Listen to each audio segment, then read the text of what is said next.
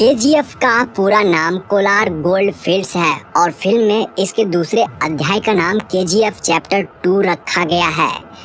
Yes यानी Rocky भाई को जिन्होंने हिंदी में आवाज दी है उनका नाम सचिन गोले हैं। आप उनकी एक झलक यहाँ देख सकते हो। ऑफर क्लोजेस सून।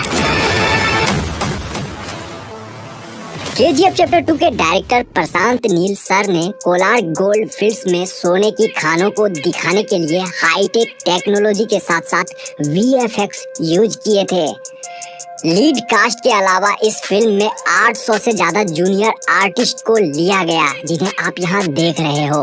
बाकी इतने आर्टिस्ट को बाहुबली और बाहुबली 2 में भी हायर नहीं किया गया था। केवल यही नहीं, ज्यादातर फिल्म मेकर्स ऑब्जेक्ट मॉडलिंग और कॉपी पेस्ट से ही लोगों की भीड़ को मूवी में दिखाते हैं। एरी एलेक्सा SXT जैसी हाई डेफिनेशन कैमरे को सिनेमेटोग्राफर भुवन गोंडा ने कंधे पर रखकर सारे एक्शन सीन शूट किए थे ताकि शॉट परफेक्टली लिया जा सके। इतना ही नहीं, इस एक कैमरे का वजन ही 40 किलोग्राम है। वैसे इस फिल्म में 150 से ज्यादा कैमरे यूज हुए हैं जिन्हें डिफरेंट एंगल दिखाने के लिए इस्तेमाल किया गया था। मैं आपको बता दूं कि भुवन गोंडा सर डायरेक्टर साहब के पसंदीदा सिनेमेटोग्राफर हैं। उन्होंने केजीएफ चैप्टर 1 को बनाया था। इसके अलावा प्रभास के साथ उनकी अगली फिल्म सालार में भी भुवन गोंडा ही सिनेमेटोग्राफर हैं। फिल्म के कॉस्ट्यूम डिजाइनर नवीन सेट्टी है। इनके अलावा योगी जी राज भी थे। आप उन्हें और उनकी टीम को कलाकारों को कॉस्ट्यूम पहनाते हुए देख रहे हो। यहाँ उनके द्वारा अधीरा यानी संजय दत्त को तैयार किया जा रहा है।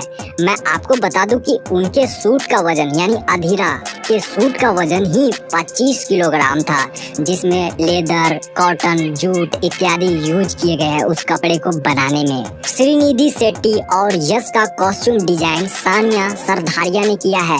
उन्होंने लीड कास्ट को मॉडर्न और रेट्रो लुक बखूबी और पूरे परफेक्शन के साथ दिया था, तभी तो इस फिल्म के लुक से लेकर स्टाइल तक फेमस हो गए हैं। वैसे तो फिल्मों में कार चेजिंग सीक्वेंस को वीएफएक्स स्टूडियो में ही शूट करके दिखाया जाता है, बट इस फिल्म में ओरिजिनलिटी का पूरा ध्यान रखा गया था। यहाँ पर आप जिस कार को देख रहे हो जिसमें कि रॉकी रीना को बचाने जाता है, दरअसल यह फोर्ड मुस्तांग 1969 है जो कि काफी महंगी कार है। मुख्यतः केजीएफ चैप्टर 2 फिल्म की शूटिंग कोलार गोल्ड फील्ड्स के अलावा बेंगलुरु, हैदराबाद और मैसूर में शूट किया गया है, जिसके बारे में आप आगे जानोगे। वैसे तो मूवी में कोलार गोल्ड फील्ड्स के कुछ ही डिस्टेंस पर रॉकी का रॉयल प्लेस था, बट असल में उनके घर को दिखाया जो गया है वह लोकेशन हैदराबाद के ताज फलकनुमा पैलेस का है। बट फिल्म में हमें ये दोनों चीज एडिटिंग के जरिए एक साथ यानी अगल बगल में दिखाई गई थी। मूवी का यह सीन उस समय का है जब रॉकी को देखकर लगता है कि वह अब सब कुछ हार चुका है, बट वह इनायत अली से डील करने दुबई चला जाता है। तो वहाँ जो बीच वाली लोकेशन पर यह वाली शूटिंग आप देख रहे हो वह एक्चुअली इंडिया का ही लोकेशन है। कर्नाटक के पाडुकेरे बीच के मल्पे में इस वाले सीक्वेंस की शूटिंग हुई थी। अब क्लाइमेक्स के इस सीन को देखिए। आपको क्या लगता है कि क्लाइमेक्स बनाना कितना डिफिकल्ट होगा? फिल्म मेकर्स ने अपने टोटल बजट का 15% हिस्सा क्लाइमेक्स के लिए ही बचा कर रखा था, यानी सिर्फ क्लाइमेक्स पर ही 12 करोड़ रुपए खर्च कर दिए गए थे। एंड लास्ट वाला फाइटिंग सीन है जहां पर अधीरा और रॉकी को लड़ते हुए दिखाया गया है, जो कि काफी दमदार फाइटिंग सीक्वेंस में से एक है। तो इस जगह पर दोनों ने दमदार फाइटिंग तो करी है, बट जानकर आपको अच्छा लगेगा कि इस एक्शन सीन के लिए ना तो यश और ना ही संजय दत्त ने कोई डबल बॉडी इस्तेमाल किया है, यानी कि यहाँ कोई भी डबल बॉडी नहीं है।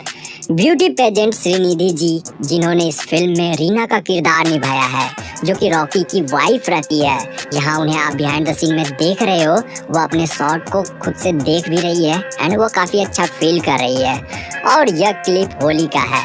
वह और उनकी टीम यानी केजीएफ टीम ने इस साल सेट पर ही होली खेला था। उन्हें गुलाल लगे हुए आप देख रहे हो।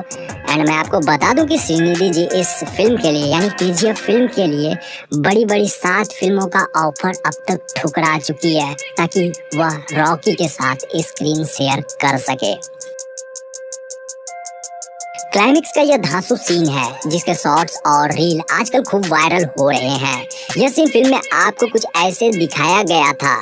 यहाँ पर रॉकी खतरनाक लुक में मिनिस्टर को मारने पहुंचता है तो फिल्म में दिखाए जाने वाला यह सीन एक रियल लोकेशन का है, यानी कि इसे वीएफएक्स स्टूडियो में बनाया नहीं गया था बल्कि यह लोकेशन मैसूर के इन्फोसिस कैंपस का है जो कि कर्नाटक में स्थित है। इस जगह पर AK-47 की ढेर लगी हुई है और यहाँ पर कुछ पुराने जमाने की जीप और एम्बेसडर कारें भी दिख जाएगी आप लोगों को। तो यह इसी शूटिंग लोकेशन का BTS है। यह इन्फोसिस कैंपस मैसूर का बाहरी एरिया है।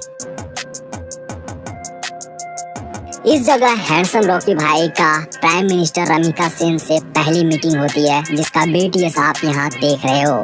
इस जगह पर रॉकी रेड कलर के सूट में नजर आए थे जो कि इन दिनों काफी ट्रेंड कर रहा है। इस तरह के कॉस्ट्यूम, इस तरह का आउटफिट आजकल लड़के खूब पसंद कर रहे हैं। यहाँ वो काफी हैंडसम लगे हैं। तो मैं आपको बता दूं कि यह इन्फोसिस कैंपस मैसूर के अंदर का ही एरिया है।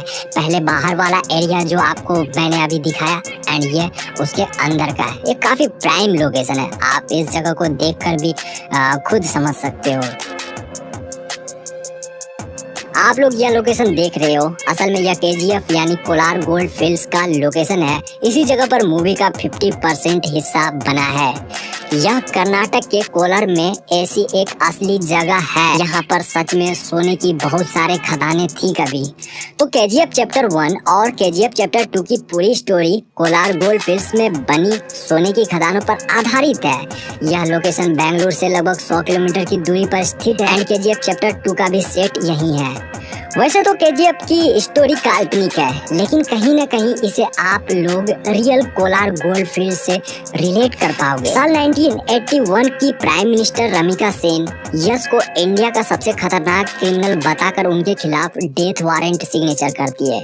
लेकिन उससे पहले यश गरुड़ा को मारकर कोलार गोल्ड फील्ड के ऊपर अपना साम्राज्य खड़ा कर लेता है और फिर कोलार गोल्ड फील्ड से निकलने वाले सोने को अपनी मन मर्जी कीमत पर वह बेचता है। रियलिटी से भी आप लोगों को रूबरू करवाऊं तो 1979, 1980 और 1981 में गोल्ड की रेट बहुत तेजी से बढ़ी थी। 1902 में कोलार नामक इस जगह पर गोल्ड माइनिंग शुरू हुई थी। माइनिंग के लिए बड़े बड़े इक्विपमेंट्स लगाए गए थे। उस समय ब्रिटिश की हुकूमत थी जिससे कि उन्होंने भारत में गोल्ड माइनिंग के लिए एक डैम बनवाया जिसे कावेरी डैम कहा जाता है। तो इस डैम से काफी मात्रा में बिजली उत्पादन की जाती थी। मैं आपको बता दूं कि तब एशिया में कुछ ही चुनिंदा देशों में इलेक्ट्रिसिटी जैसी कोई चीज आई थी जिसमें सबसे फेमस था जापानी पावर हाउस जो कि आसपास के देशों को बिजली प्रोवाइड करता था। कावेरी डैम से इतनी ज्यादा इलेक्ट्रिसिटी प्रोड्यूस होने लगी कि आसपास के शहरों को भी इसका फायदा मिलने लगा था। यही वह बड़ी वजह है जिससे कि बेंगलुरु देश का सबसे पहला बिजली संपन्न शहर बन गया था, जो कि फैक्ट भी है। तो जैसा कि मैंने कहा कि यह लोकेशन रियल है।